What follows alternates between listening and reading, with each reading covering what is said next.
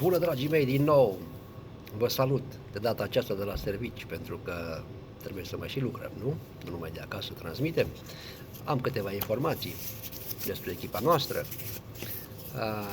Pot să spun, în materie de transferuri, avem câteva împrumuturi pentru că noi nu putem să ne permitem să vindem, pentru că văd că nimeni nu vrea jucătorii noștri de valoare.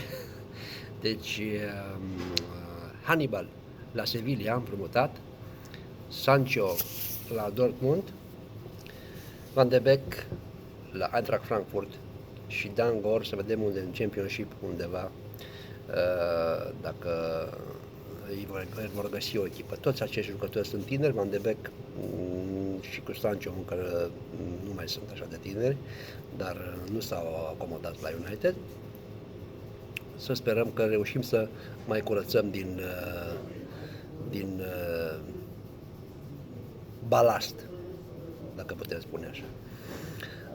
O a doua știre este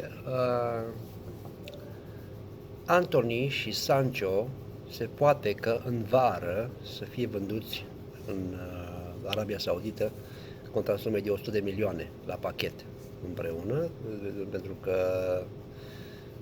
ei au costat împreună 155 de milioane, acum încercăm să scoatem măcar 100 pe ei.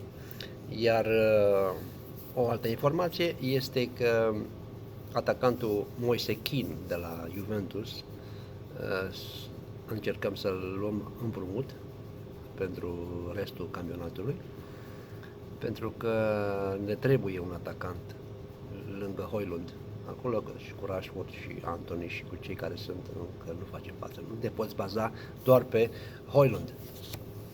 Deci, cum a spus, Moise Kean este un jucător tânăr, 23 de ani, a fost și la Paris Saint-Germain, acum este la Juventus, este foarte puternic, este un vârf foarte rapid, de fapt este o aripă. Și ce ar mai fi? Upamecano de la Bayern München, care și el se poate să fie împrumutat, deci, cum am spus, lângă Højlund, lângă atacantul nostru. Să vedem ce se poate realiza din aceste transferuri, pentru că dacă stăm și ne gândim în ianuarie, cel mai multe mișcări care se fac pe piața transferurilor sunt mai mult împrumuturi, pentru că echipele sunt destul de complete, doar cine nu prea joacă la echipe respective poate fi împrumutat.